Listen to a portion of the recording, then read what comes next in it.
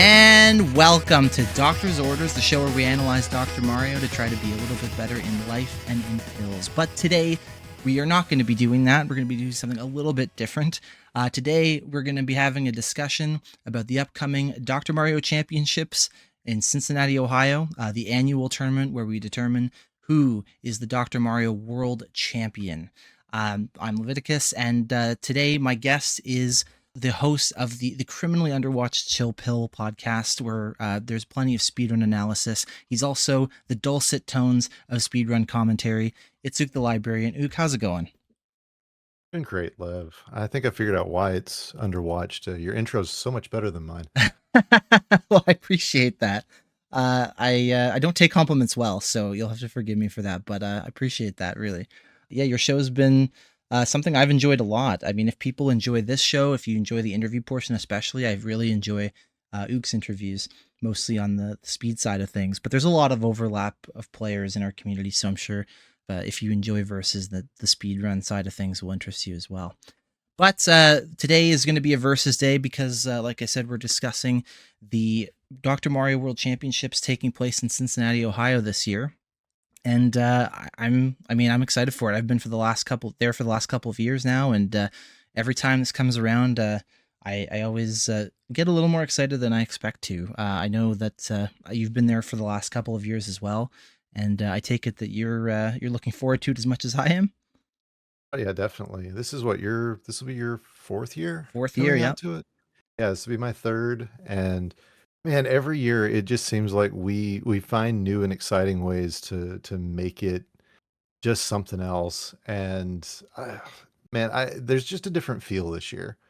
I don't know if you're getting that vibe as well, but it's just like, this whole new venue. We're kind of pushing the envelope, trying to figure out, okay, now that we don't have a convention that we're working with, and it's, we are the show down there. What are we going to do? How are we going to make it different? How are we going to make it better? I know you and I have talked quite a bit about, the broadcast side of things, and we're doing pre-registration this year, which is going to be, oh my gosh, so much. I think it's going to improve everything because we're going to know ahead of time. These are the biggest players that are going to be there in addition to some of the others. It's just the whole thing. I'm really hyped about how it's going to look this year. Yeah, me too. Absolutely. Well, as you alluded to, there's definitely a lot of things that are going to be new this year from previous years for anyone who's familiar. So that is actually where I wanted to start. Traditionally, for the last couple of years, the World Championships for Dr. Mario have taken place at Columbus, Ohio. But this year is going to be very different. We're going to be in a new city, Cincinnati, not too far from our home in Columbus, but a nice change, I think. I'm actually kind of looking forward to seeing a new town, even if it is in the same state. It's just a new locale. It never hurts. It's as someone who's doing this as like a travel experience, that's also just for me personally nice. And it's going to be at Arcade Legacy in Ohio, which is sort of an arcade bar. I tried to find some pictures of it to get the scale of it. Their website has a gallery that is not up yet. I did try to do a little research on that, but my understanding is that it's a pretty decently sized place. They have a lot of pinball and arcade machines, a lot of classics, a lot of new stuff. And then, of course, we'll be, to my understanding, taking over the bar area to get all the Dr. Mario action underway. I don't know if you have any knowledge of this new venue or anything like that. Not too much more to add to that. I know they've been around for like 16 years, which, for any arcade these days is really saying something. So I'm expecting really cool atmosphere. I did call up there earlier this week because I put together a press release for, traditional media. We've done, all these social media blitzes, and I think it was in Louisville a couple of years ago. We were sitting at the hotel watching, grabbing some breakfast, and the TV was onto the news, and the convention was, on the morning news. And I was like, oh my gosh, that's so cool. There's this thing that we're doing is on the news. So I was like, it won't hurt to put a press release out. So, I called down there, got one of the managers, I would assume, because he answered all my questions and was totally cool with it. So maybe if you're in the Cincinnati area, you'll see some news articles in the paper or on TV or something. It would be really cool if we got that. But Yeah, the place, I haven't seen enough pictures of it yet, but as I understand it, we'll be downstairs with the bar and we'll have most of that space to ourselves. So if our Southern California regional is any indication of what that's going to look and feel like, it's going to be really refreshing. Well, that was honestly probably, as a spectator, one of my most enjoyed regionals of the year. Not just due to the quality of the matches and all of that, but also I really enjoyed seeing the venue on camera through the live stream and the vibe that they had going on there. Even the commentary had a very like everyone in the neighborhood's here kind of vibe. I guess is the best way I can Yeah. put it. And if this tournament is anything like that, but on a grander scale, then I think that that's going to be a lot of fun. And honestly, I'm also it's kind of exciting not to know what the place looks like ahead of time. So it'll be a nice surprise. I'll walk when I walk into that venue for the first time in person. It'll be my first time seeing it, and I don't know. This kind of adds a little excitement for me, I guess. So, but I'm sure it'll be good. I've heard a lot of good things, and I think this is going to be really interesting new locale for the World Championships. I mean, to an extent, I kind of am going to miss the convention vibe that's always sort of been like a mainstay of the DRMC event every year for me, but this will be fun too. I think it'll be new and it'll be interesting, so I'm looking forward to it for sure. And I mean, almost all of our regionals are still going to be at conventions this in the coming years, I'm sure. Yes, I would So, imagine. I mean, we've already actually got one lined up for December in San Jose, so that part's not going to change. You're still going to be able to see that. But yeah, I think we were joking before we got on air about, can you imagine a DRMC event without wrestling or Guitar Hero right next to it, And I mean, we can because we saw SoCal and we're going to see it again next month. Hmm. Gosh, it's even at recording time, it's only like 3 weeks away. This is coming Is this fast. the? Are you sure this isn't the February tournament at Genesis that Is it you're thinking is of? it February? I saw the two. Yep, you're I saw right. the It is two, February. and the one sort of Yeah, the hallucinated the its one way kind in of there. popped up in my brain. Yep, that is exactly the way it goes. So don't Hmm. listen to me. Just listen to February. Well, yeah, Lev knows what he's talking about. that'll be an exciting tournament too. Just as a very quick aside, Genesis is a very long-running fighting game event, primarily rooted in Smash Brothers, but they've expanded to a lot of other fighting games. And I know last year, classic Tetris then was added into that mix, and I guess this year, Dr. Mario is going to get a place on the stage too. So I'm interested to see that regional because it'll be a totally different vibe as well. So keep an eye out for that. I'm not going to get into that too much because that's not the topic today, but Right. definitely something I'm excited about. And yeah, keep an eye out, everybody, for that one. But speaking back about Cincinnati, not only is that location and that venue going to be new, there's also going to be a new tournament format. Not too different, nothing too radical, but just some changes to the way things are going to be running to make things more interesting and just to have a maybe an improved tournament format from previous years. Anything to that you can do to make it better is a good thing in my book. So I'm glad to see that things are changing and we're not getting stuck in old ways or anything like that. Like you mentioned earlier, Ook, pre-registration is going to be a big part of that. So it is open to the public still. Anyone is free to enter, but you do have to register. I believe either pre-register online. I think maybe there's on-site registration. I'm not 100% sure about that. Yeah, we'll be selling tickets at the door, but it's Mhm. you're gonna save yourself $10 if you do pre-registration. Right. And but my understanding, the big difference will be that there will be no walk-ups on the Saturday, as there have been for qualifiers in previous years, where it was always fully open to whoever wanted to come up and sign up and play. And then you would just form pools from whoever would happen to be in the line. This year, the pre-registration allows us the tournament organizers to create pools ahead of time and seed them maybe a little more appropriately. Make things sure all the seeds are have an average skill level among all the players, so that there's no easy pools or hard pools or anything like that. Just to make things more equitable and fair, and also kind of more interesting, to be honest. I think that's going to be probably the best thing about it for me. It's one of the things I'm looking forward to. Because, I mean, Ook, I'm sure you're aware of, I don't think anybody really ever abused the system too heavily, but there was always the talk of, qualifying line shenanigans and stuff like that. And I don't think anybody ever really took that too far, but it's nice that we kind of have a more formalized system now. Wouldn't you agree? Oh yeah, definitely. I mean, we tried something like that last year, and gosh, what regional was I even watching? I think it was Arizona. Prepping for this, I watched a bunch of finals.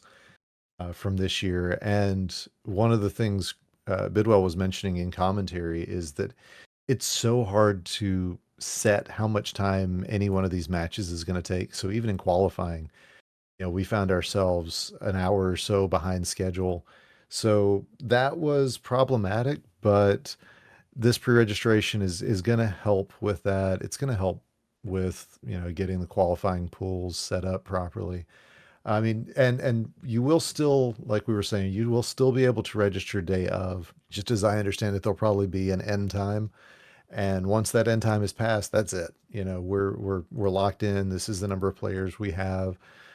Right now, we're in the 40s, but this is, just at recording time. The day we're recording is the day of the October speed final bracket. So I feel like after, we broadcast the pre-registration thing again today, it'll probably go up a little bit, but we're looking forward to having a lot of folks, and anything to manage that better is going to be helpful. I think getting everybody registered, knowing ahead of time who's going to be in which pools is really going to be helpful. Absolutely. It's a change I'm a huge fan of, definitely. But Mhm. not everything's going to be changing. If you are familiar with previous years of the tournament, we are still playing single crown matches against everyone in the pool. Level 11, medium speed, that hasn't changed. The virus scoring to break ties is still going to be the same as it has been in previous years. If you're not familiar with that, I would suggest you go read the rules, because it's going to be we won't be the first people to fumble explaining it verbally. I'll tell you that. So go check that out if you really want to know. But important change is that in previous years, you were able to play in multiple pools if you didn't like the result that you got, which is sort of mitigate the randomness of just playing whoever happened to be in line with you. Now, because we are just pre-registering and having everybody preset into pools early, you get one pool, and it's going to be a much larger pool than maybe the 6 to 8 people we would have per pool in the past. So you will have one pool, and that result is your result. But the good news is, unlike in the past, if you don't get a particularly good record, you still make it to bracket. Everybody gets to get into the bracket, no matter what your results are. You will just be seated higher or lower based on what your result is, but there's no cutoff. Everybody, no matter how many signups we have, from my understanding, is going to make it into the bracket, which is a really big change. So even if you don't have a good pool, you can still, you'll be at a disadvantage, but you still have a chance to make it all the way to the end if you play well and redeem yourself from there, which is kind of exciting to me. Yeah, and a lot of this is the direction we've been heading for a while now. Last year there was discussion about a fixed number of qualifiers. We had the if you qual once and somebody else quals the second time and gets the same ranking as you, then the person who only did it the first time gets a higher seed. So I mean, we've been playing around with ideas like that for at least a year now, and it's the larger pools. You're going to get a better sample size. It's going to be a lot. You're going to have fewer ties, so that's going to be helpful. And then, yeah, getting everybody into the bracket. That's in Louisville. I know we experimented with the format there. Ended up with a double elimination tournament with everybody involved, and that's Louisville's always been one of our larger regional tournaments. So that went really well, actually. We were able to run seedings.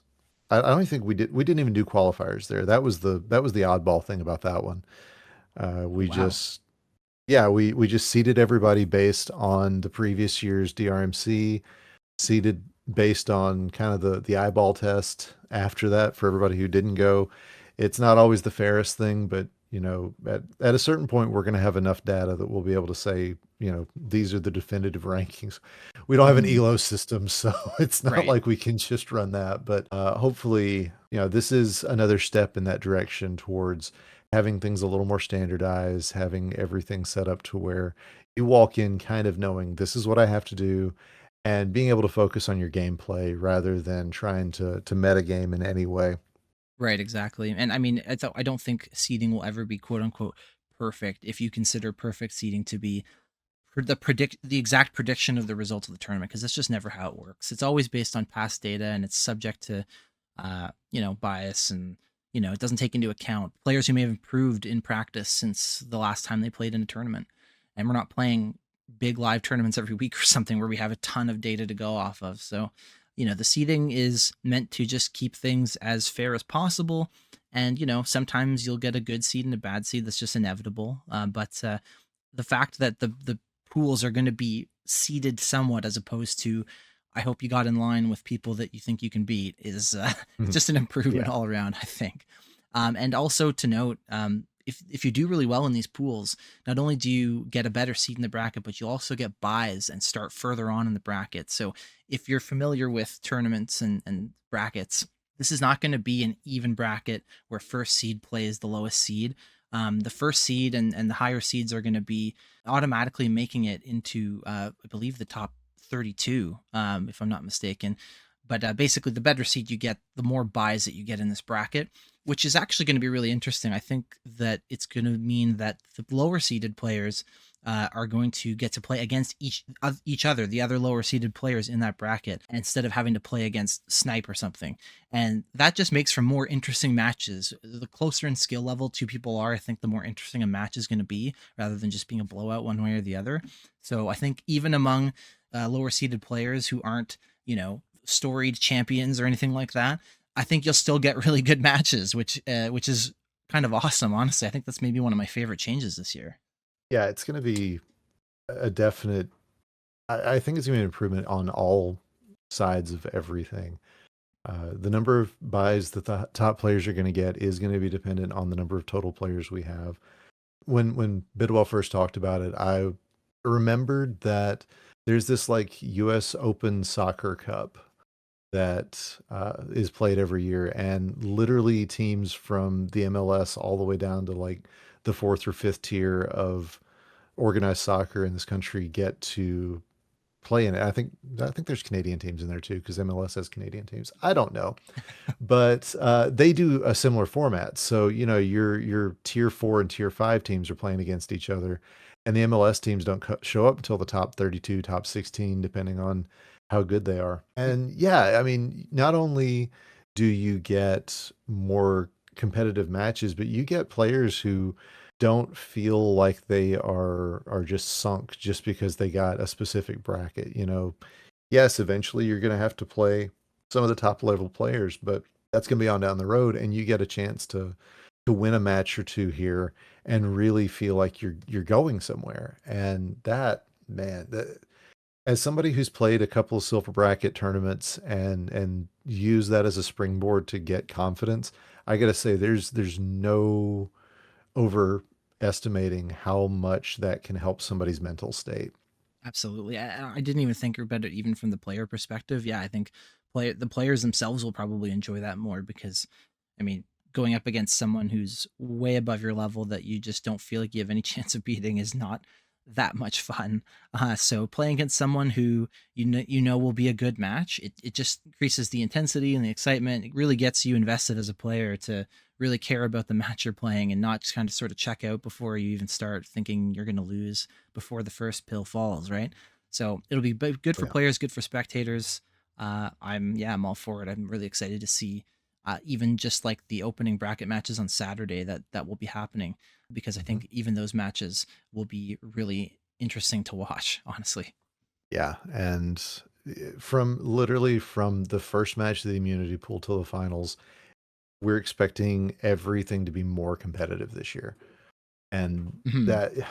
that's just, you can't beat that. You can't improve on very, very competitive. That's kind of Right. the Well, whole I mean, goal. the level of competition has increased every year, and I don't expect Right. 2025 to be any different. I'd made last year was quite a sharp rise in the level of competition. Maybe we won't see quite that much of an improvement, but man, people are grinding. People are still getting better and better at this game every year. So yeah, definitely expect to see even more intense competition. We'll get into that more specifically in a little bit. But speaking of the immunity pool, that is coming back from last year. It's going to work maybe a little bit differently with this new bracket format. But if you are one of the winners of the regional tournaments that happen throughout the year, or you are the 2024 champion or runner up, then rather than playing in a regular pool, those players have been separated into what we call the immunity pool. And they will all be playing in a pool against each other. Now, the way that those results pan out into the bracket will be a little bit different. If you have a winning record in the immunity pool, then you will receive a seed starting at number 1 in the bracket and going down from there, from every player with a winning record in order. And then anyone with a tying or a losing record in the past had to go and play in qualifying pools like everyone else. But this year they will make it into the bracket starting at seed number 25 and then descending from there again based on in order based on their record. So that's definitely an interesting change because I can tell you, as someone who was in immunity pool last year, I was very nervous about it because I wanted to make absolutely sure to get a winning record, because the difference between getting into a top bracket seed and having to go and then play pools with everyone else afterward was it's a huge difference in results. So I did not feel good about it, and I wanted to make sure I did well. So for this year, it's knowing that everyone at least will get a top 32 seed guaranteed from making, as a sort of a reward for winning a regional, I think is a good thing. Oh yeah, but I mean, it's not the end of the world because Snipe did end up with the 10 seed and and still managed to win last year, which meant that he had to qualify separately, if I'm not mistaken. He did. He had to qualify through regular pools, and he ended Oh, up that's winning the right. entire He didn't even tournament. forgot Snipe wasn't even in the immunity pool He last was year. not. He did not play in a He regional in didn't play in a regional. 2024. But of course, this year he'll be rewarded for that, and we won't make anyone in a regular pool play against him, which Snipe is was kind of there a in reward for all 24. of us in a sense. But but Yeah. yes, we'll get into the specific players who are in this year's immunity pool, starting with, of course, Snipe, our 2024 champion. He is a player who he first appeared in 2023, and he, after making a top 8 appearance there, had a huge drive to improve. He started playing online, and he improved so astronomically over the course of 2024 that he ended up, despite not being in immunity pool, winning the entire tournament. So he's definitely someone who has really cemented himself at the top level of this game, and he's going to be our first immunity pool member. Snipe, of course, also the 2020 champion when COVID forced the DrMC into an online tournament for the versus finals. It was played on Switch, and that was something that Snipe was particularly adept at. And even in commentary last year, you can hear them talking about he had kind of a chip on his shoulder about proving that he could do the same thing in a live setting. And yeah, last year pulling that off for the first time was really something for him. And you could tell when he won in 2024, when he secured that last crown, you could tell he looked relieved. He looked happy. He looked like someone winning his first championship ever, to be honest. So I think he really did have, like you said, a chip on his shoulder, sort of about the fact that his tournament was online on the Switch, and that was his win. And it was sort of, always going to have this big asterisk next to it in his mind, I guess. But now that he's won, he's got that monkey off his back, and he hasn't showed any signs of slowing down. He's looking really strong going into this year's tournament. Next up, we've got Swang. I mean, first off, one of the nicest people you'll ever meet, and that's always Not just the one best of thing I can say. the best. Sorry, I have to be clear. The best, nicest person you will ever meet, bar none, no exceptions. He is. I just have to put that on the record. Fight me. I'll That is totally I'll fair. stand No, by that is that. I'll totally die on that fair. hill. Sorry. Continue. So, two-time champion, 2022 and 2023 finals champion. I was it Packy he had to beat in 22 to win? I That's right. Yep. Okay, and then one against Pamban Richard in, gosh, one of the spiciest matches. Like Pamban had just come off of that insane best match I've ever called wins against DM Hero in the semis, and was riding a high, and Swang managed to still pull it off in a tournament that he himself said he was not prepared to win. So that was really something. Came up short last year, but watching the two of the Snipe and Swang play each other in last year's finals, it's a whole nother level, and you can tell just by watching the pills that they put down that they've studied from each other, they've learned from each other, and they play a style that very few other players play. Yeah, I think that would be fair to say. My only reservation about Swang this year is that we haven't really seen him play anything. We have a lot of players who have played in tournaments throughout the year since 2024. Swang is not one of them. Now, I have no doubt that his skill level is still among the best, but it's really hard to say if he is going to have kept up with everybody else. Knowing him, he seems to feel like he's unprepared for every tournament he's ever won or come in second. And so it might not be too big of an obstacle for him, but it does leave a question mark in my mind about where his performance is going to land this year. But here's the thing about Swang is nobody practices and preps like Swang does. Really? Yes, oh yeah, I mean, he's only been in speed tournaments this year. He's currently our 11 seed in the year-end tournament, Wow. and we'll find out by the end of tomorrow recording time what he'll be. I mean, he did win a tournament this year in speed, but we haven't seen him since August, and that is almost certainly because, well, one, his life has gotten busy. I know he's taken on a new job this year, but two is that he is going to be focusing on verses. I mean, you Oh, stayed in the Airbnb with him. The yeah. guy, he goes to bed before anybody else. He makes sure that he makes sure that game day he is he's got his nutrition, that he's well hydrated, that he's well rested. Nobody else preps like Swang does. It's actually funny you mentioned that. It reminds me of a story about Swang in 2023. For anyone who doesn't know, his previous occupation was as a personal trainer, so he's a big fitness guy.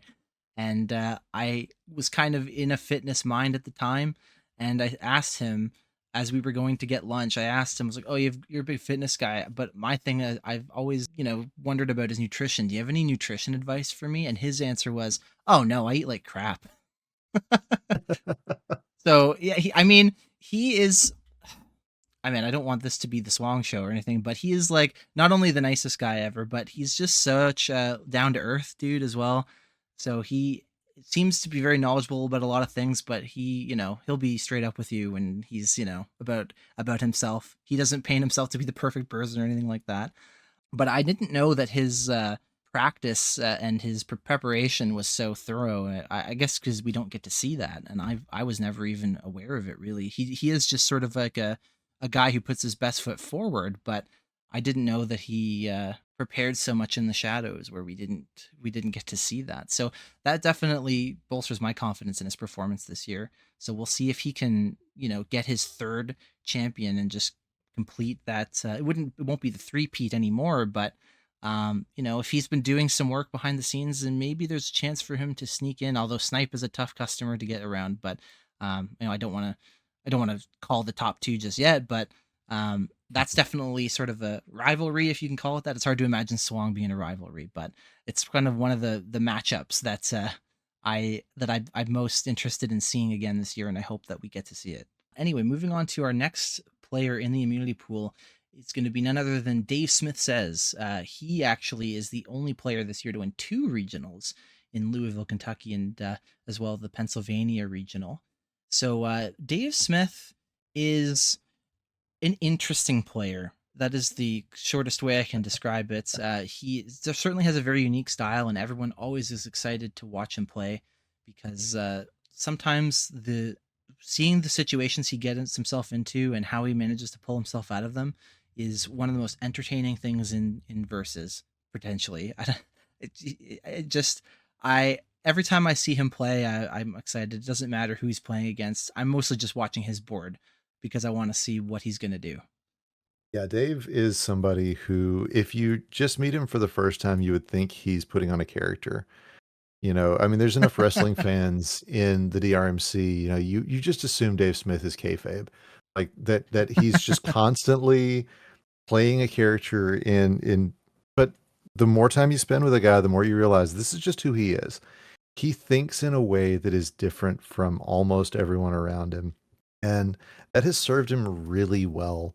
Winning in Louisville, winning in Philadelphia, which means, of course, that he is now one of only three players to have that coveted Louisville Slugger, the coolest trophy in all of esports, if you ask me. Freaking baseball bat. I mean, thing's awesome.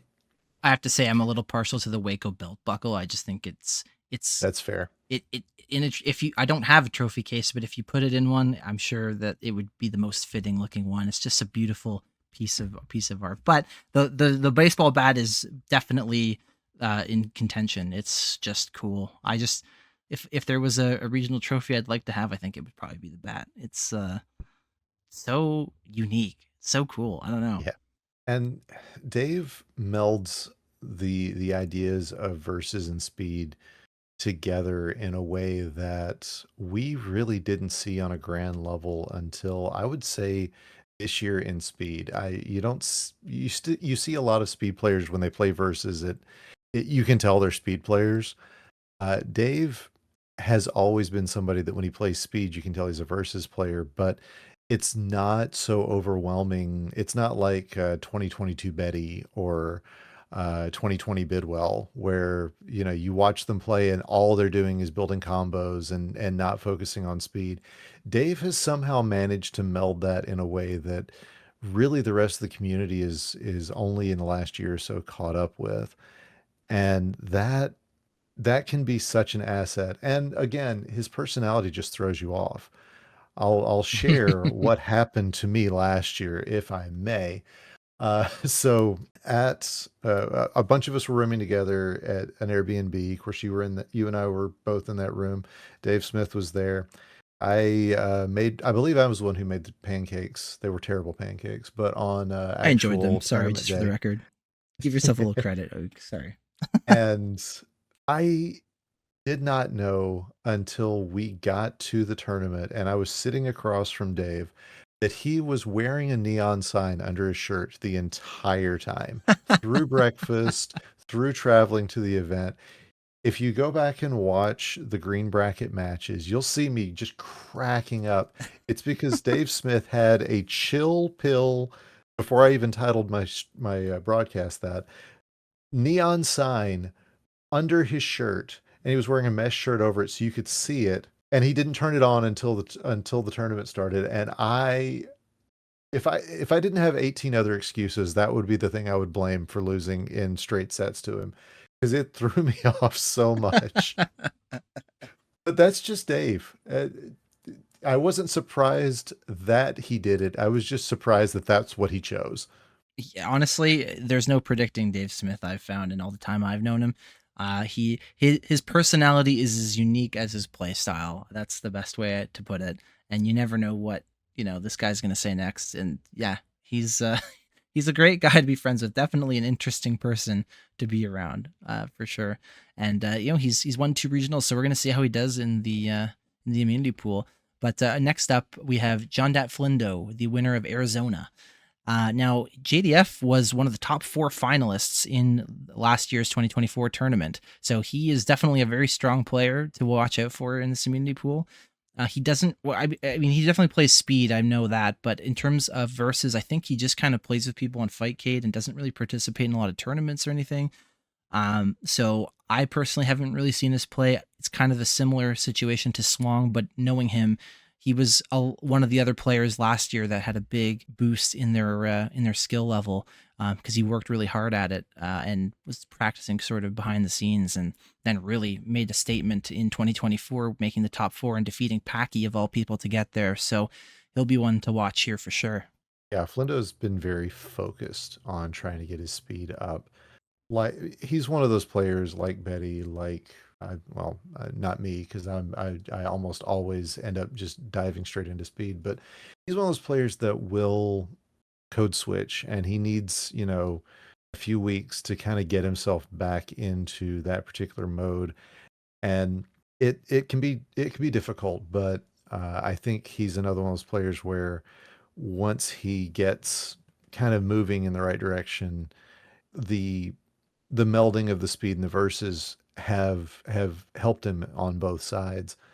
And yeah, that was the last match that I watched before we went to record was his match against Barrett in Arizona. And Barrett is never an easy customer. I think he was the one who managed to win 2 regionals last year. That's right.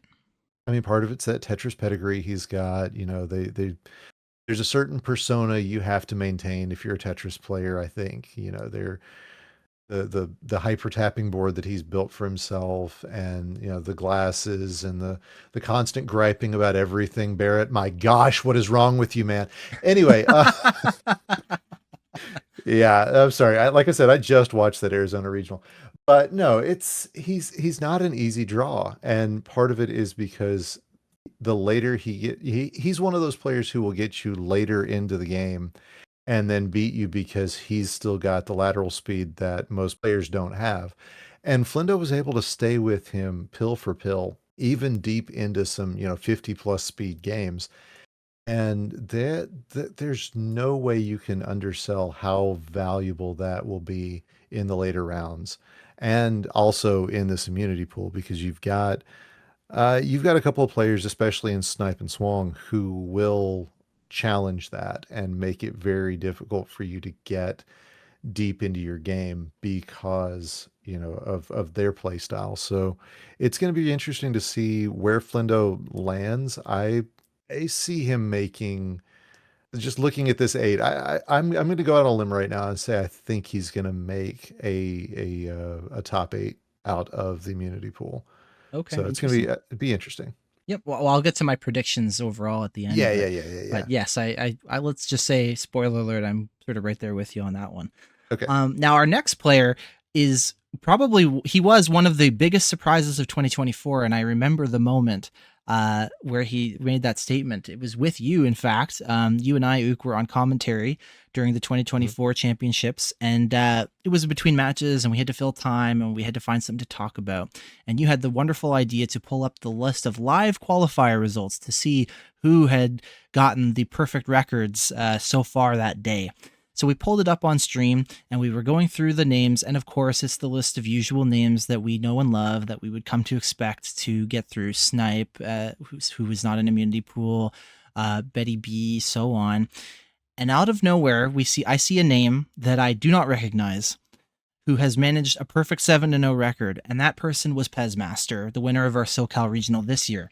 He was completely unknown going into 2024 last year and managed to get a perfect qualifying pool, which put me on notice. That's for sure. And he ended up going pretty far in the bracket as well. And ever since then, he's just improved as well and going on to win the SoCal Regional, which, to be honest, I think may be one of the most stacked regionals of all of them this year. So that's definitely saying something that he was able to take that down. And not only won it, but won it against his own sister. Yeah. Pez and Seher,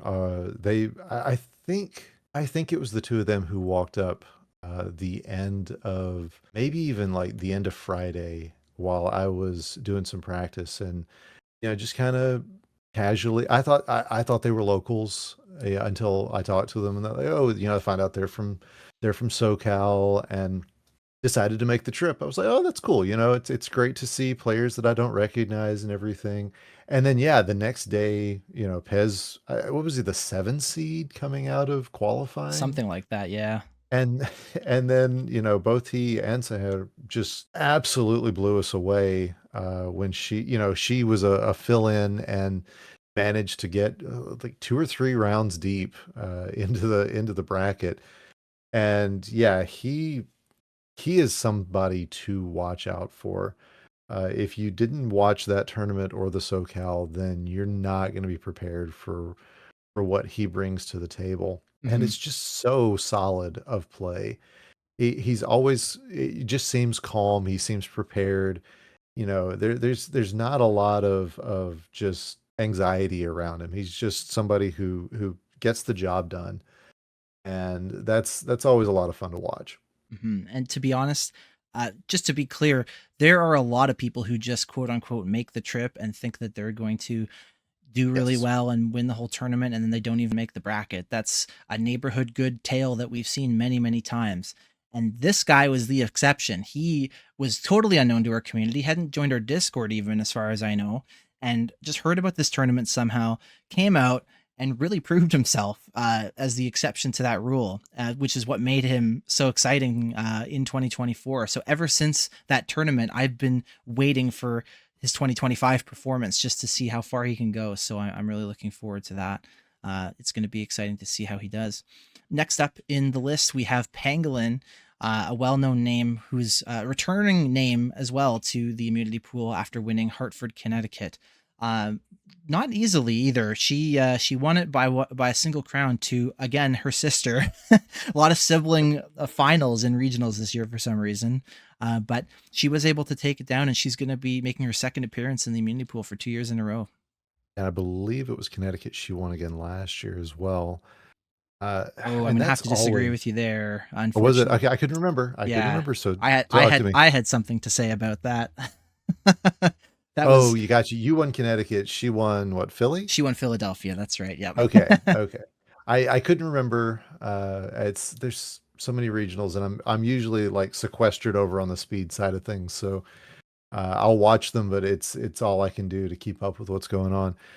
Yeah, Hartford was pretty stacked again this year.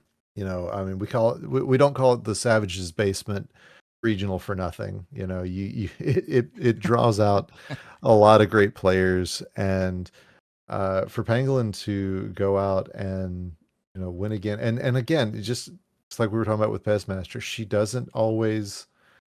She's always so stoic about it, and of all the players that are in the immunity pool, she's probably the person I've talked to the least. But she doesn't have to say much because her play always says a whole lot.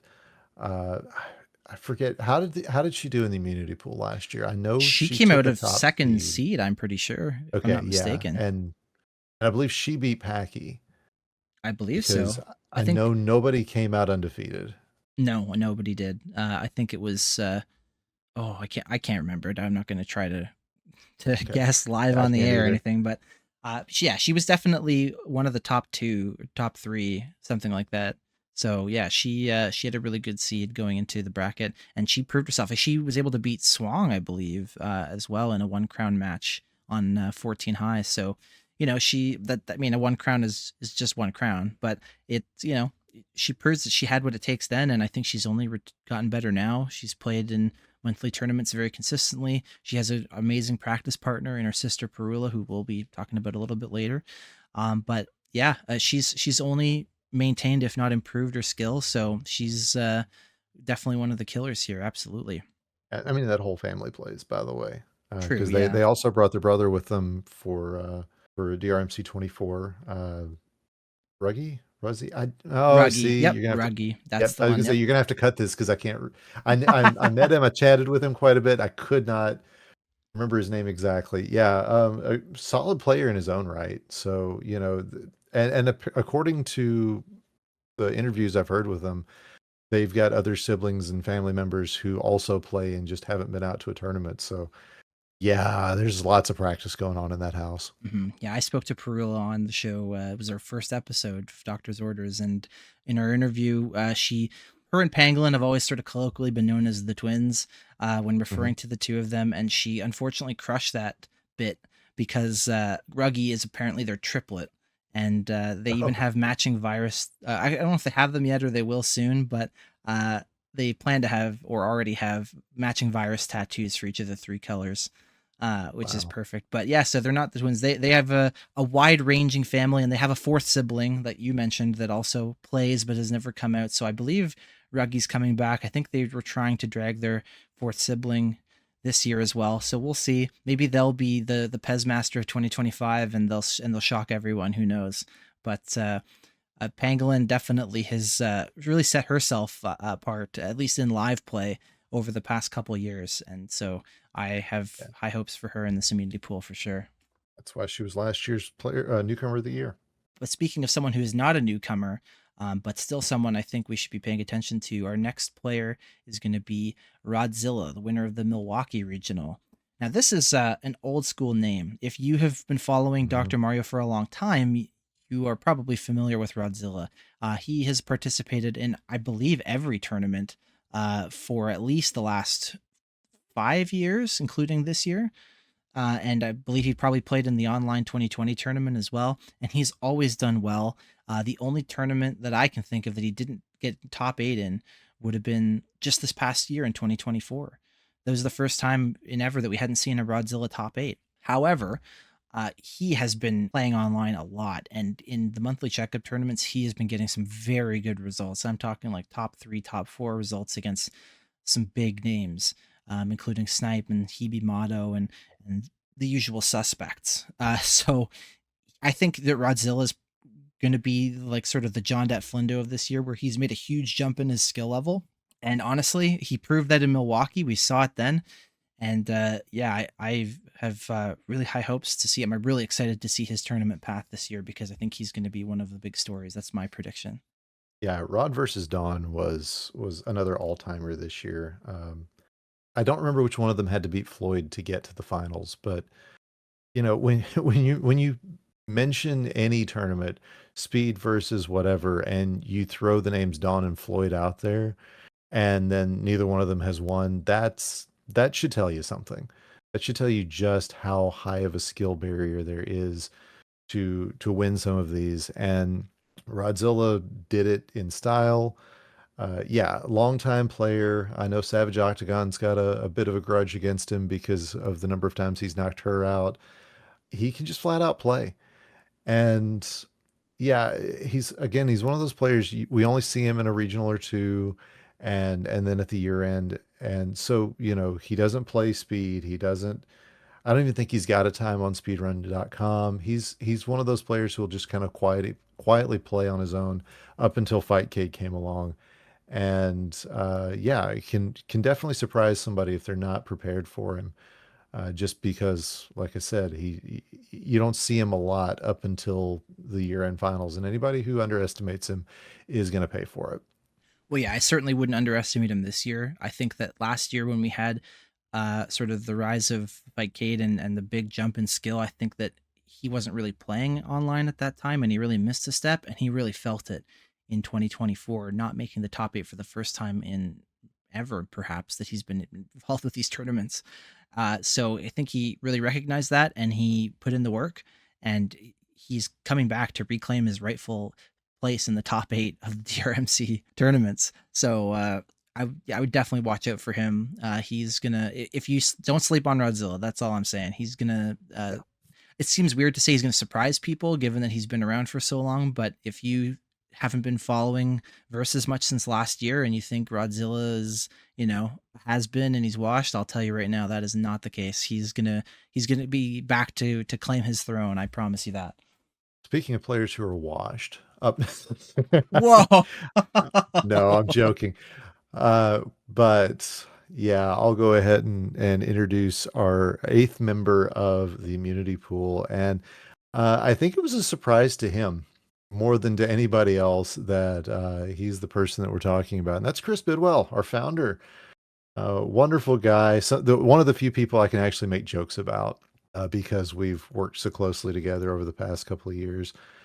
Bidwell, of course, winning in the Washington Regional, a regional that we saw. Let's see, I know Chieftain, Dr. Wario were there, and Jeff was the runner-up in that one. So it was still a lot of good competition up in that area. And Chris had never actually won a tournament before. He's been organizing these things since as far back as 2017, and hadn't gotten his hands on any hardware. So yeah, it was about darn time. And it was a lot of fun watching him try to figure out what's going on as he won a tournament, and then also trying to figure out who's going to call the finals, because I think he goes to every one of these expecting he's going to be the one calling the finals, and when he's sitting in the finals, what do you do? Yeah, exactly. Well, I think after the many years and effort and time and blood and sweat and tears he's put into running these regionals and these world championships, that yeah, I think it's time he saw a little success. Absolutely. That being said, he's got his work cut out for him. I mean, a lot of the names that we've discussed here are real titans, and so if he wants to make an impression here, I hope he's ready to play his absolute A game, because that's what it's going to take. None of these players are going to let him rest on his laurels, that's for sure. Yeah, and I don't think you would expect that. He's always, focused is not the word I would use, because he is so dedicated to every facet of what's going on. Chris has always got his fingers in every pie when tournament time starts. And I think his play has suffered a little bit because of that, because he's always so distracted by everything else going on. But he's a solid player. I believe, was a runner up in a speed tournament back in the first year that we had this. The guy knows what he's doing. He knows his way around a Dr. Mario board, and he didn't get a Tetris Lifetime Achievement Award for nothing. And honestly, I'll say that. I find it impressive that he can play to any level with how much stress is involved in running such a large scale tournament Exactly. like the World Championships every year. And I'm pretty sure he's always made bracket despite that. So Hmm. yeah, he's not to be dismissed, that's for sure. But he is going to have to really pull it together. And honestly, it's going to be something to see. I hope that, we thank him for his service, of course. But I just hope that the stress of running this tournament does not really impact his play. That's going to be the big thing for him, I think. It's gonna be something a bunch of us are gonna have to do on Friday, is make sure that everything is set and ready to go, so that when the immunity pool starts on Saturday, that being the first thing we're planning on having, that Chris can focus on that instead of trying to focus on the stream and making sure that everything else is running smoothly. We get a lot of folks who volunteer a lot of good time for this tournament, and hopefully Chris will be able to go, okay, they've got it handled. I can focus on my game. Unlikely, but hopefully that'll be the thing he can do. Absolutely. Well, that rounds out our immunity pool. So just to finish off that segment, as far as your predictions, there isn't a set number of winning slots. It's just whoever has a winning record. So, for example, there were 5 players out of 8 who made it to the bracket, had a winning record last year. So, without putting a hard cap on it, Luke, what kind of predictions do you have for who we're going to see come out into the top seeds in this immunity pool? Well, I think you'd be a fool to suggest that either Sniper Swung won't make it out into a top seed. I think Flindo will make as well, and either Pezmaster or Pangolin. I think one of them will be the cutoff. My prediction is that there will be 4 who will get out, and I will make this will be my bold prediction that Bidwell does not go 0-7. Okay, fair enough. Well, I mean, I don't Don't think know so what either. Well, I don't know what happens, but my prediction is that despite what he might say himself, he will not go 0-7. okay, well, I mean that's something. You calling it a bold prediction? I mean, we'll see. I think that he could get a crown somewhere for sure, 100%. But you're doing that thing that I just told you not to do, which is to sleep on Rodzilla. I made a whole point of it, and you just ignored it. I really think it's a huge mistake. He's definitely up there. Snape and Swang, of course, I think are shoe-ins to come out of this with a winning record, the storied players that they are. But I think Rodzilla is going to be right behind them in third, if anything. Just he is really upped his game. I'm serious. I'm telling you, he's good. He's back to fighting form. He's caught up to the rest of the pack and maybe even gone a step above most players. So I think I would be stunned if Rodzilla didn't make it out of the immunity pool into a top seed, to be honest with you. From there, it's really close. For me, the 3 contenders who might take the last 1 or 2 slots would be Flindo, Pezmaster, and Pangolin, and it's so close. I feel like Flindo probably has to be one of them. And between Pez and Pangolin, I really can't choose. I think it's just going to come down to, who has a good Yeah, game and who has a bad game between those two. agreed. And whichever one of them comes out could be as high as the 1 seed. Yes. And I won't be shocked. That's the thing, is the quality of play at these top levels is so high that it could come out any one of like 6 different ways, and I'd just be like, all right. I mean, I'm a little surprised, but okay, that does still make sense. Yeah, and it's important to remember these are single crown matches, so anything can Hmm. happen. I mean, Hmm. in immunity pool last year, I topped out to one bad piece of garbage against Ibar in about 3 seconds. So, props to Ibar because he's a player to watch for sure. But like anything can happen. That is the most uncommon. Like that doesn't normally happen, and if it does, then you just go to the next one in the set of 5. But this is just one and done. So any one misdrop can cost you a crown that you maybe otherwise thought was going to be a sure thing. So really anything can happen in this immunity pool. I think that's what makes it so exciting. So we are just going to have to wait and see. But the one thing I'm really sure of is that the final results of the immunity pool will not be something that anyone predicted. That's Oh tends to yeah, be the definitely. case. But beyond the members of our immunity pool, there are a lot of other players in our community that are going to be making an appearance here in Cincinnati that are going to be one to watch. And I do think that we need to give them their due discussion and talk about them because, like we saw last year, Snipe was able to win the entire tournament coming from regular pools, not being a member of the immunity pool. So there's no guarantee that one of our 8 members of immunity are going to be the eventual champion or even your final top 8. The final top 8 last year ended up looking quite different than the immunity pool did. So I do want to talk about some of those players who really have a chance to make that run and who are people who you should be watching if you tune into the live stream on the Saturday and Sunday. And the first one I want to start with is a new player who did not attend last year. I don't think he was even a member of the community last year. He really only showed up very recently, and that would be Coop. Coop is a player that if you are familiar with online versus, you know very, very well. He started competing in the early months of 2025, and he has been something of a phenom, to be honest. In monthly checkup tournaments, he places regularly in around the top 8 among the names, some of the best names out there. He's definitely the strongest new player since last year, and he is he's a real grinder. This guy has, I think, the most hours on Fightcade of anyone. Last I checked, 992 hours and change, almost 1,000 hours of Fightcade play. That is a serious grind. Yeah, definitely. I too checked the Fightcade rankings right before we went live, and there are only 3 players on Dr. Mario on Fightcade that are ranked A and above. One of them is, of course, Snipe, who is the only S-ranked player at the moment, and the other 2 are the A-ranked players, Hibimato and Coop. Like, he is insanely good at this game. We saw him in the Louisville Regional, as he is based out of Alabama, and that is about as close as you can get because I'm not too far from there myself.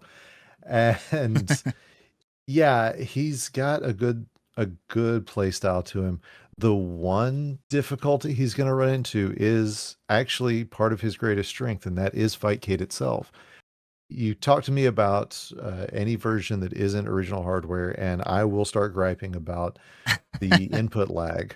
It's slight. It really is. It's not nearly as bad as it is on the Switch, but it's still enough that at these super high levels, it does give a competitive advantage to players who are accustomed to playing on original hardware, or even to a lesser extent, those who are accustomed to playing on emulation on a good PC.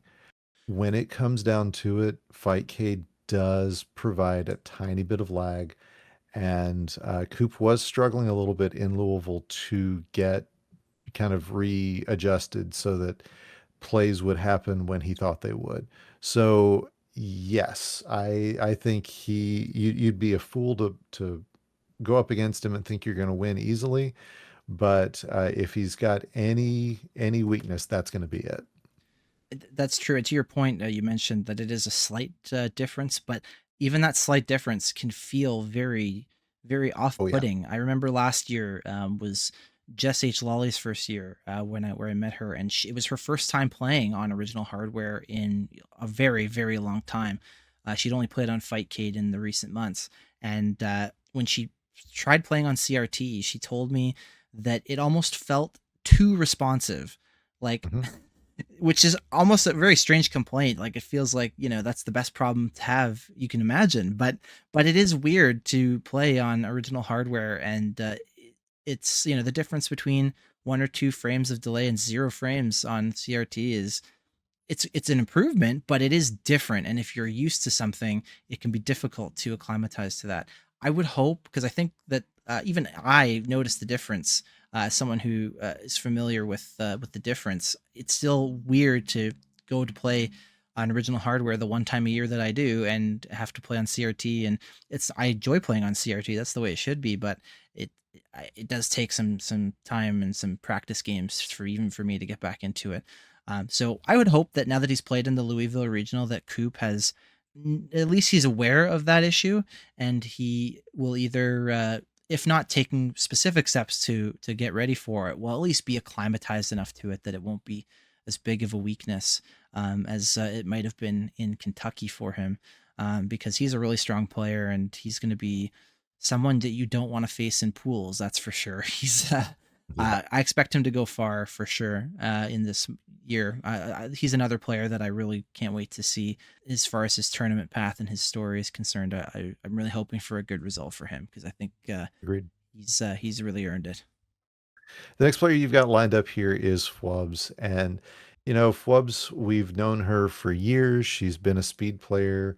Got introduced to the whole thing when she accidentally signed up for a level 2021 side event back years ago when she was still a teenager. And it kind of hurts me a little bit that she's not still a teenager. I mean, I still think of her as this little kid and she's going out for a doctorate now. But um, Fwubs is really coming into her own as a versus player and as a commentator. Let me just say, I really enjoyed her commentary this year and hope that we can get her back into the booth soon. But she's somebody that you don't want to go up against in verses as well. And I know you've got more to say about that.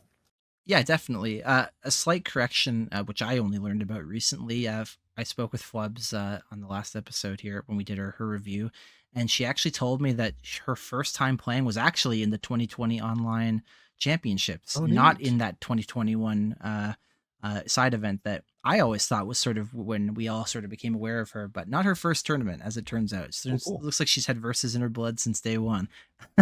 But she is definitely at the beginning of her versus journey. Definitely a lot greener in that sense than she is in the speedrun side of things. So I know she's been making concerted efforts. She started playing online. She did a VOD review with me in the last episode here, and she wants to make an effort. And I can tell she's a very competitive person. She has backgrounds in other competitive games like Smash Bros. She has that drive and that spirit to win and improve and do better. So I don't know how far she has with the little she can go with the little amount of time that she has to prepare for November, but I can tell that she has the spirit to, if she can focus it properly and put the practice in and she has the time to devote, then I think she could really surprise a lot of people in November if she puts in the work. Yeah. And I mean, she cares about this game. That's a Mhm. big part of it.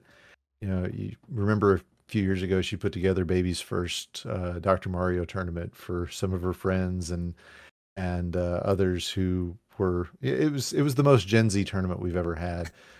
Nice little side event, and it was interesting popping into the waiting room with all these kids and just kind of listening to them talking about what they're getting ready to go and everything. And it takes a special kind of person to put something like that together. So, and glad Flubs is on our side here. Oh, for sure. I think she's probably one of the more beloved members of the community, if only just because she's sort of like the hope of the future and the youth contingent Mhm. of Dr. Mario. We're a bit of an older crowd, so it's nice to Yeah. see younger people getting involved for sure. But yeah, I like I said, I don't know how much time she's really had to devote, but if she can just focus that passion that she has for this game and for competition and improvement, then I wouldn't sleep on Flubs either. Maybe I expect Rodzilla to go a little farther than her, but Flubs is not to be counted out. She's someone to watch and to see if she can really prove herself this year. I think that's what I'll be watching for. Our next player is somebody who, you mentioned in your notes that he had been in some regionals last year. I hadn't been introduced to him then. The first time I heard the name Tomahawk was in February when he came into our speed bracket and kind of shocked the world. He took John Det Flindo down in round one and then took Swang to a decider. I then had to play him the next month. So trust me, I did not look past him. But when somebody's 4 wins all time in speed are against Flindo, Dawn, Luke, and Frank, that is not somebody you look past, regardless of what version of the game you're playing. And I remember seeing him in, was it Milwaukee this year? I don't know if he's been It into a was. regional this year, to be honest. I know he's been to one because I remember seeing it. I think it Mm, may have been Milwaukee. I don't want to speak out of turn, but I think he and JB have roomed together in the past if they don't already, if maybe. they don't now. I think it was while he was in Milwaukee, but regardless, I know he came through JB, and man can flat out play in verses as well. And always that just focused stare at the screen. He's imposing. He is somebody that if you're not used to playing against people with intensity, Tomahawk will absolutely scare you. Well, I actually wasn't aware of his speed results leading up to that. But as far as on the versus side of things, he came in a little bit later than Coop did this year. Started playing in online versus tournaments in the monthly checkups in May. That was his first event, and right out of the gate, he started turning heads. He doesn't have the same results as maybe Coop, for example, but he always has matches where he's I guess upset is the right word. Sure, he's making some upsets, taking some wins that people weren't expecting him to take. And even when he does come up short, it's always like a 3-2 loss against someone that we thought was just going to wipe the floor with him. So he constantly is surprising people, constantly turning heads. And he does place usually just short of top eight in most monthly checkups. So maybe not yet in the highest tier of player, but he's right on that edge, and he's only trending upward. So if there was ever a breakout tournament for him to have, wouldn't it be great if it was the 2025 DRMC championships? I would love to see that, and I think if he's continuing to improve, that that could happen. We could definitely see it. I'll be watching for him. Yeah, he's in that same boat in speed play as well. I actually had to drop this month, so we won't get to see him play in October, but Tomahawk is definitely in that mid and rising level of player that you can't look past. You've got to focus on him wherever you find him. So, yeah, I agree. He's somebody who, if he decides it's time to make a run, may just surprise everybody. As for people who are trending upward, our next player to watch, I've talked a lot so far today about people who I expect to make a big splash, be on the come up, surprise people. And this player might be less of a surprise. It's not a name that we've never seen before. It's definitely a known quantity, but I don't think that she's seen the live results that I at least would have expected of her. And she unfortunately didn't attend last year's DRMC to show everyone what she can do. And since then, she really has not missed a step. That would be Perula, the sister of Pangolin.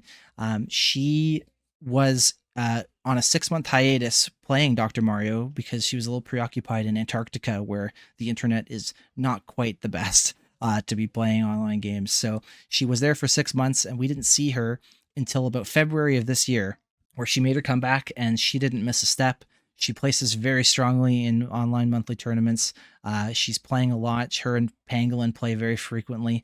And in the Hartford Regional, she was in the finals against her sister, like I mentioned earlier, and she was a single crown away from being in that immunity pool in her place. So I would put them on the same level, and honestly, I could see her going really far, even through regular pools. She's definitely of anyone that I've mentioned. I think if there's anybody who's going to make a big performance from regular pools outside of immunity, it's going to be Perula for sure. Yeah, Perula was top four in Louisville as well as making the runner up in Hartford. Yeah, didn't miss a step coming back from the other side of the world.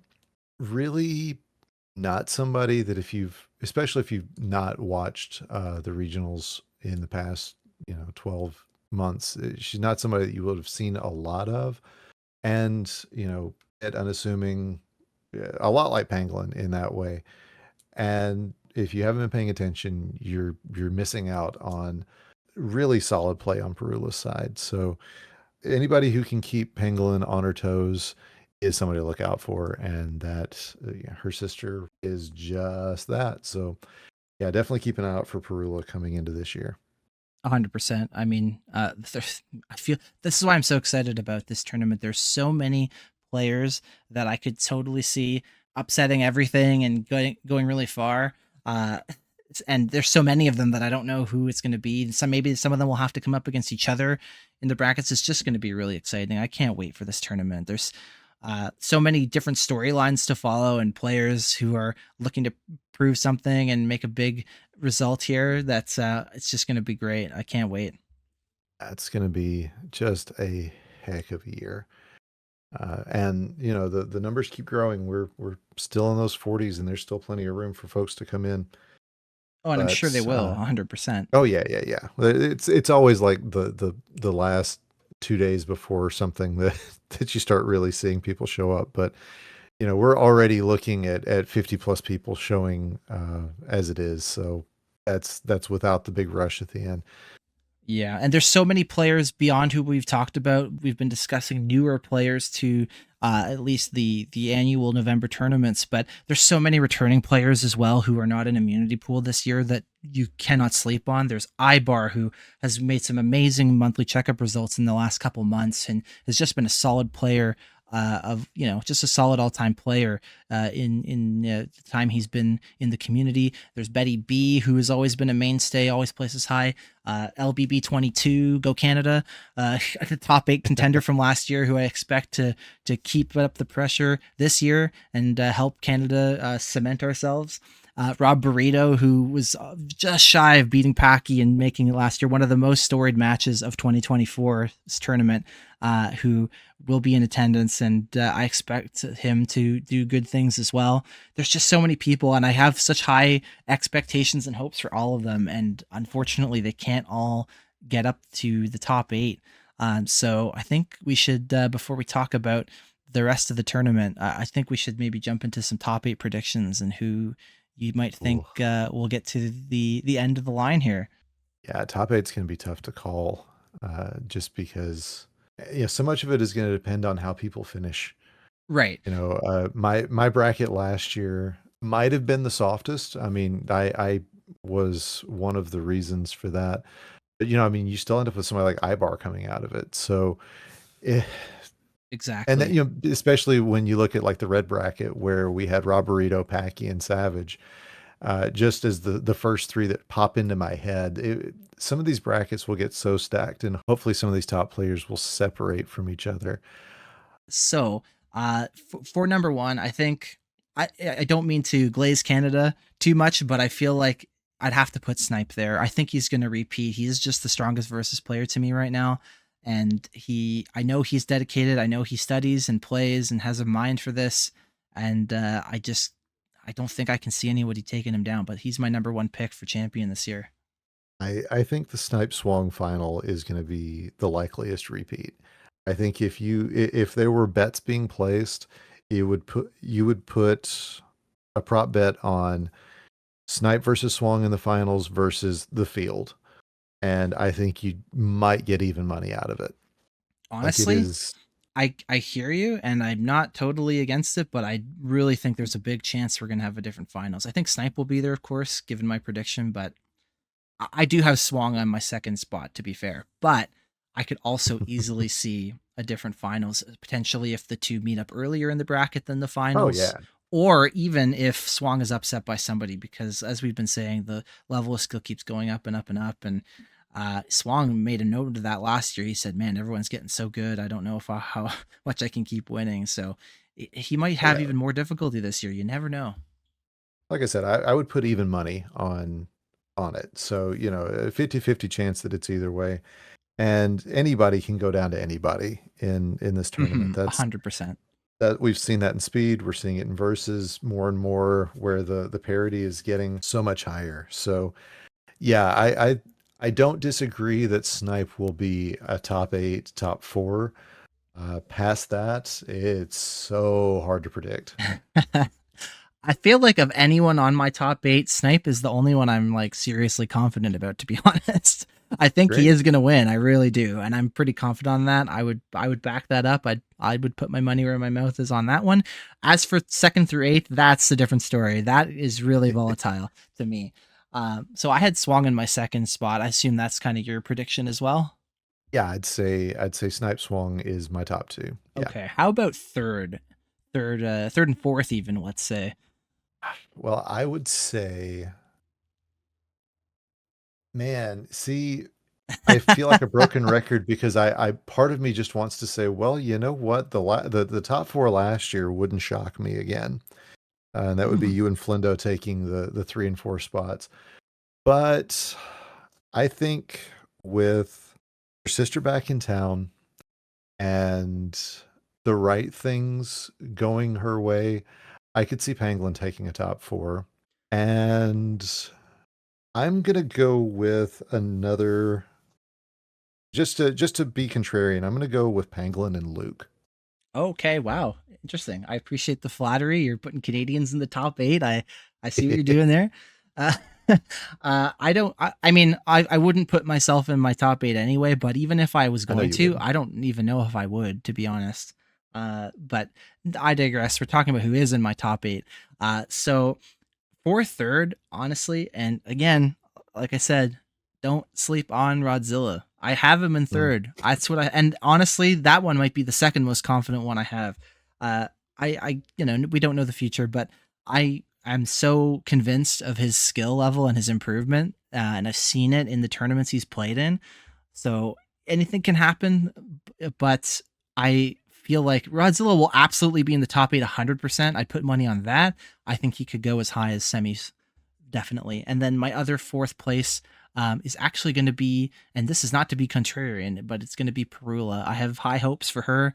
I know she was defeated by her sister in Connecticut, but she has defeated her sister many times in online tournaments. They are very close, but I feel like Perula might just have the edge this year, and I put her in my top 4 along with Rodzilla in the semis, I think. That's fair. That's fair. Yeah, but I like the Luke prediction because I don't know Yeah, how much he's been playing, but he has been in the tournaments and he's still at least as good as he ever was. So I could totally see him getting there. So I'd be happy to see it. I would love to have more Canadians in the top 8. We already have quite a few last year. So and I'm national pride. I just want to see our country do well. I got to figure out who I'm throwing out of the next four because I've got like five names in mind. Okay, But let's start with your most confident one, number 5. Who do you think will come in the quarterfinals there? I would have to say Rodzilla would be my next, Mhm. would be my most confident five. And since you just talked about him, I'll go ahead and throw in a six, and that's Flindo.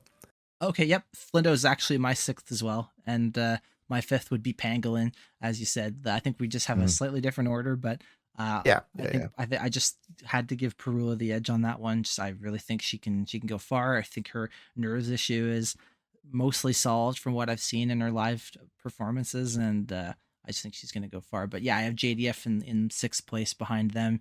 I just cannot count him out. There's no way. He was top 4 last year. I just think that the competition is going to be slightly better, and I'm not sure if he has been playing or improving to keep up to that. But it wouldn't surprise me if he has. And for the next two, give me Pezmaster, give me Packy. Okay, this is going to be our big point of divergence. Okay.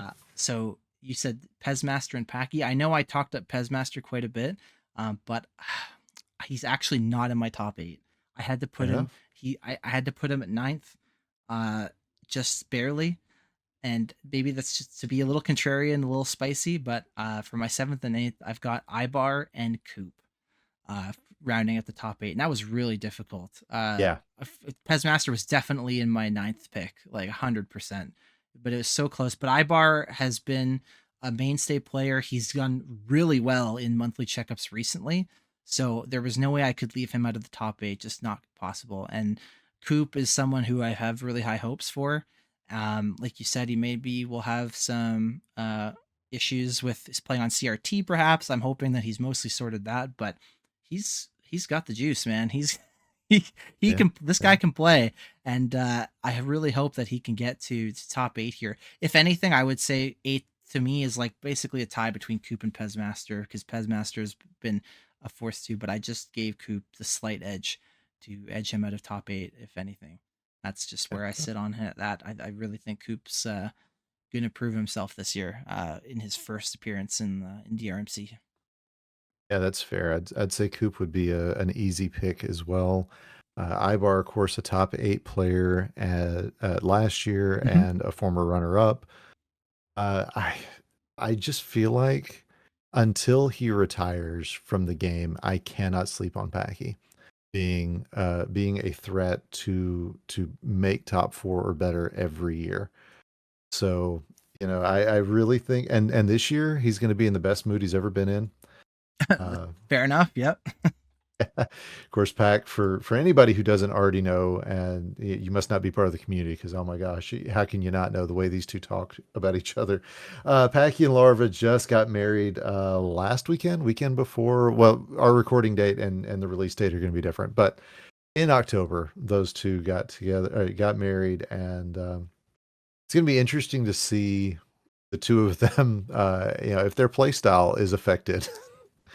I know Larva has got a sparring partner, the likes of which she's never had before, but Packy having somebody to play with at home as well I think it's going to improve his game. I really do.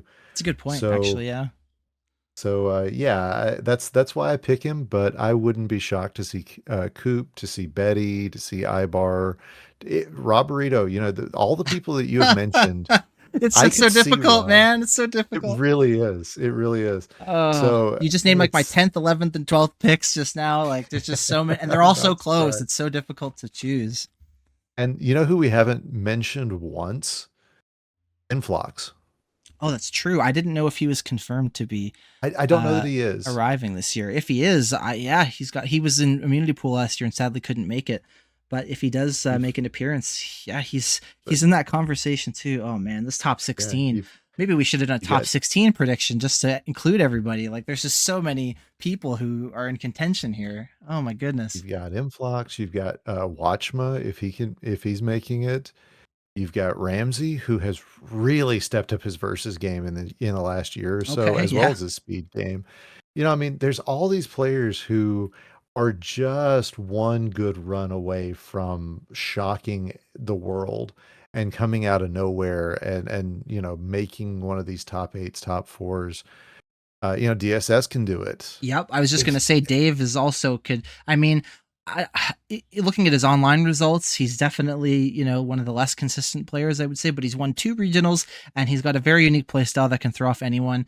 So he could have a good weekend and just shock all these players who maybe thought they were pretty confident against him.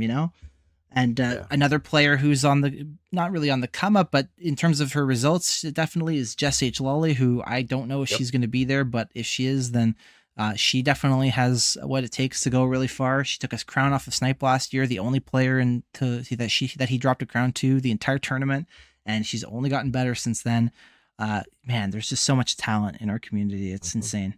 And I mean, again, it's you just keep throwing around. You can just keep throwing out names, and you just like, yeah, I could see that person. You know, just one thing happens, and next thing you know, there they are. Exactly. Yeah. Who can say? I mean, tournaments that's what makes tournaments exciting, because you never know. Like, obviously Yeah, everyone has an idea of who's better than who, but once you're playing a tournament, none of that really matters. It's just up to you to prove how good you are in the moment. And I can't wait. I just can't wait to see how this shakes out, yeah, because it's just going to be, there's just so many questions. It's not a sure thing whatsoever. Anything could happen. It's going to be great. yeah. You could be saying to me in 6 weeks, Doc made the top 16. I go, yep, of course he did. Or, Exactly.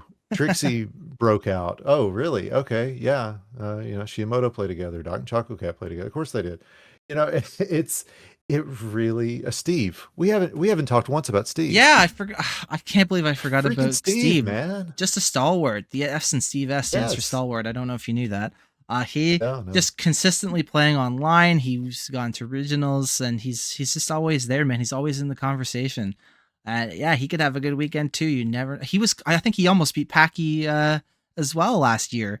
Just add one more to the list. Like, people are just getting good, and there's so many people. I can't even. Like, we just can't. DM Hero, Hot Rod. I'm looking Can you through the imagine list if of people we've DM Hero confirmed. had a return to form? I kind of think of Yeah. him as a legend of his era, and these days is not necessarily in that same position. But it's not like he forgot how to Mhm. play, and he's going to be there. I know he's going to be there, so he could have a great Dimwit's going to be weekend. there. Floyd's going to Yeah. be Oh there. my Jeff's going to goodness. be there.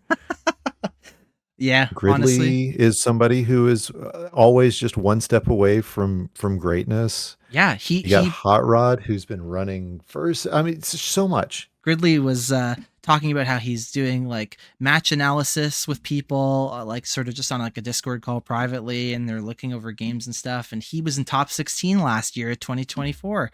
So yeah, he could absolutely make a repeat performance. But there's And you so many remember, people, and there's only so many slots in the top 16. You know, it's so difficult. yeah, you remember it was the 2022 Game Scout video when Packy walked away from a game against Doc and said, "That's the toughest game I've played all day."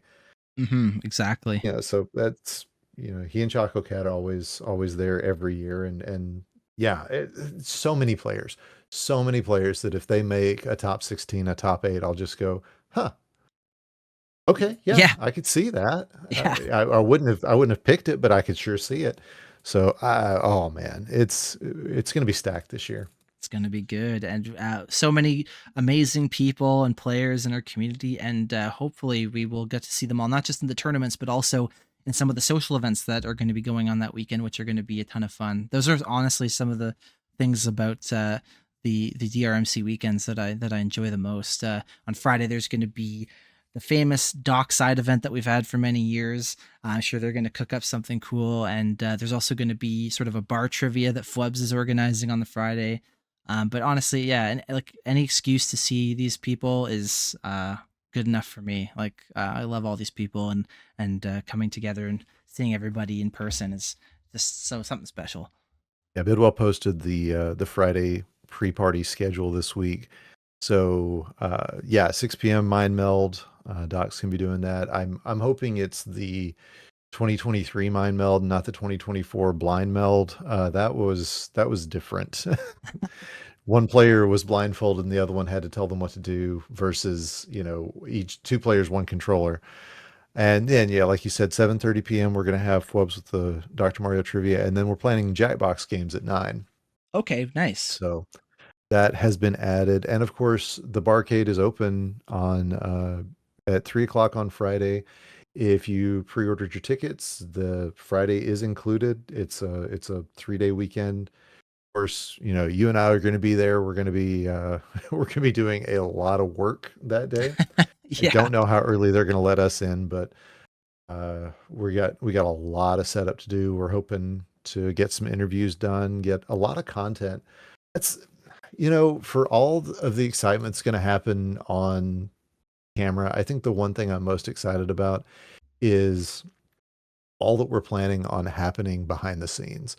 Really upping the quality of the broadcast this year, trying to get, more interviews, trying to get more interest, and just basically build this broadcast in a way that it feels like something you could see on the Ocho. I would love to see us on the Ocho, man. Let me tell you. But I'm excited about that almost as much as I am about seeing the tournament itself. Yeah, no, I mean, from what we've talked about, I think that'll be really interesting. It'll make for good content, and you guys will just have to wait and see how that looks after we get done with the weekend. But yeah, I mean, I'm gonna have a lot of fun just interviewing and talking to all these players that we've discussed today, and getting their side of things and seeing how they feel about maybe how we feel about them. And yeah, it's just gonna be cool. It's all starting to build up now. We're only, as at the time of the recording, a couple weeks away, and I already can't wait to be there with everybody. Multiple people independently have told me that being at these annual championship tournaments in Ohio, it feels like you're among family, and I couldn't agree more. That was the notion that I've had ever since 2022, my first year, and it's what's brought me back every time. And it's why I think a lot of us do all of this, and I'm sure it's why these championships continue every year, thanks to Bidwell and everyone behind the scenes who works hard to put it all together. So yeah, it's going to be great. And anyone who's watching, if you're or listening, excuse me, if you're not planning to make it, but you have some way to get to Cincinnati in a couple of weeks, I highly recommend it. You will not regret it. We will welcome you with open arms, and it will be a great time. I can promise you that. Yeah, definitely. I agree with that whole family concept, and I think that's a lot of why you and I both decided to put together, our shows this year. Both Doctor's Orders and Chill Pill had their genesis back in, with DRMC 24, and just the desire to bring these stories that we don't have time for in a hectic weekend to the masses and let people know, yeah, you know them as players, but here's where they come from. Here's what they're thinking. Here's how their minds are working while they're playing. And we wouldn't be able to do all this without the hundreds of people who are watching on any given stream. And 100%. I couldn't agree it's more. never fewer than like 50 people whenever we even the depths of the most lopsided silver bracket matches are still being watched by a faithful crowd, and many of whom have become players and have become, at the very least, regulars at our events who maybe aren't even playing but are taking part, volunteering, or just being there for us. That, man, it's so much fun, and it's fun meeting people like that, meeting people who maybe went from just a Twitch spectator to finding their way into the community through Discord or something.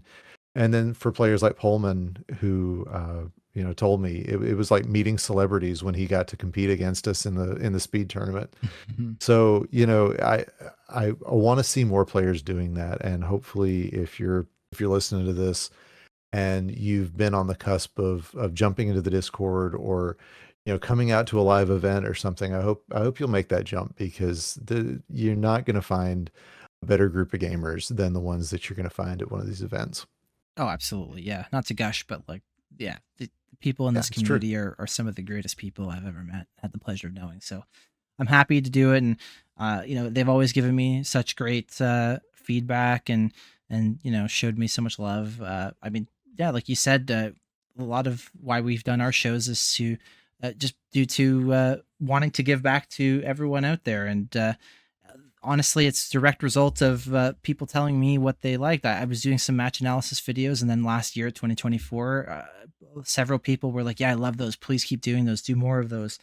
And so that's why I decided to make it into a whole thing and put a little interview in front of it. And yeah, so thank you to all you guys who show your support, and I'm sure Ook feels the same way. But yeah, It feels good to when people are excited about what you're doing. And so if you are, don't be shy about it and let us know, because we enjoy hearing it, and we enjoy doing it for you. definitely. But yeah, other than that, yeah, I'm looking forward to that Sunday after party and seeing everybody there, and that's going to be a good time. I don't know if there's anything about this tournament that we have left to talk about. If there's something I'm forgetting, is there anything you have in mind? No, I think if you're coming out, travel safe. Double check your flights, because things suck. But other than Yeah. that, just I cannot wait. My family's coming up for the first time. They came to Louisville with me this year, but there's a lot of names, a lot of people they only know by names on a message board or people I've talked about. I cannot wait to have my family meet my other family. So it's yeah, Hmm. I'm really looking forward to it. I hope you guys come say hi. Come hang out with us. We might put a microphone in front of you, but I promise you it'll all be in good fun and love. Absolutely.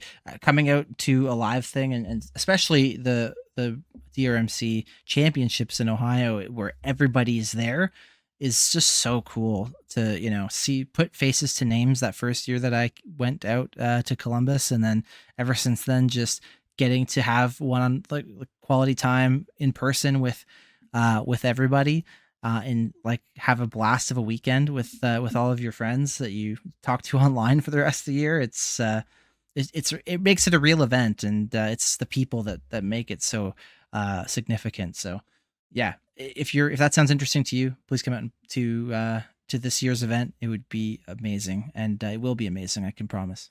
Absolutely. But I think that's just about it. Like I said, we could probably keep going for a while just talking about random stuff because we're so excited. But uh, we're just gonna have to save that excitement for a couple more short weeks before we get out there. And if you can't make it to the event, at least please watch the live streams. You aren't going to want to miss the versus action. As we've been saying, there's going to be incredible matches all week. I think this bracket format's going to lend to that. So even in the early rounds, please make sure you're watching. I'm so confident you're going to see some really great matches, even in the early rounds, all the way to the finals. So you're not going to want to miss any of it. Ook, thank you so much for coming on and doing this with me. It's kind of the first opportunity we've had to really work together, and it's been great. So thank you for doing that. Did you want to plug anything while you're here before we shut it down?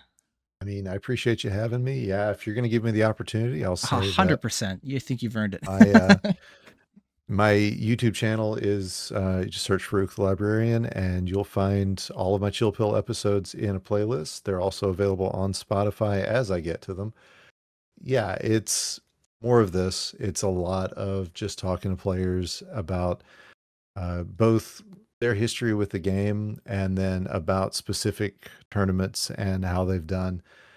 It's a fun format. I really enjoy getting an idea of what's going on in these players' minds, and it has very positively affected my play. So I can only imagine, it can do the same for others. But check us out, DrMC. Uh, we're doing speed tournaments every month, except for November when the versus kind of takes over. But this whole community, I would rather, if you had to choose between checking out my stuff and going to the main tournament, go hang out at the main tournament, have a lot of fun, and look forward to seeing everybody there, especially in like 3 hours when I'm gonna do a speed tournament right now. Absolutely. Yeah. Just to add to that, if you have any interest in the interview portions of this show that we've done in previous episodes, I can't recommend Chill Pill enough. Some of the interviews on there have been so much fun to listen to, especially the players on the speed side that don't really overlap enough with versus to be a guest Mhm. on Doctor's Orders. It's you get to hear all about them on Chill Pill, and the interviews are really entertaining. And it's awesome to get to know more of the wonderful people in our community. The more the merrier. So if you have any interest, definitely check that out. You can find him at Ook the Librarian on YouTube, as he said, and I highly recommend it. But other than that, I think that is going to bring us to the end of the primer show. Once again, thanks to my guest Ook. Thanks to all of you out there for listening. I hope you're excited. It's going to be on November 8th and 9th of 2025. We can watch it on Twitch and YouTube, so please don't miss it. And until next time, be safe, stay warm, and don't forget to follow your doctor's orders. We'll see you next time.